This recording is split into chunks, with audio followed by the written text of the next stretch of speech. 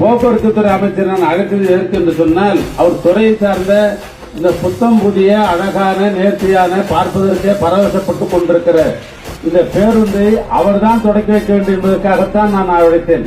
அமைச்சர்கள் எத்தனை பேர் சக அமைச்சராக இருந்தாலும் சிவசங்கரை என்னை நீங்க பிரித்து பார்க்கவே முடியாது. அந்த காலத்திலே பிரித்து பார்க்க முடியாது.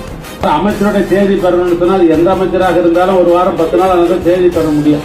நேற்று காலையிலேயே நான் தொலைபேசியிலே தொடர்பு கொண்டு இன்றைக்கு கலந்து கொள்ள வேண்டும் என்று கேட்டுக்கொண்டிருக்கின்ற இறுதி சென்றதற்காக என்னுடைய மாவட்ட மக்களின் சார்பாக முதலில் நம்முடைய போக்குவரத்து தம்பி சிவசங்கருக்கு நன்றி சொல்ல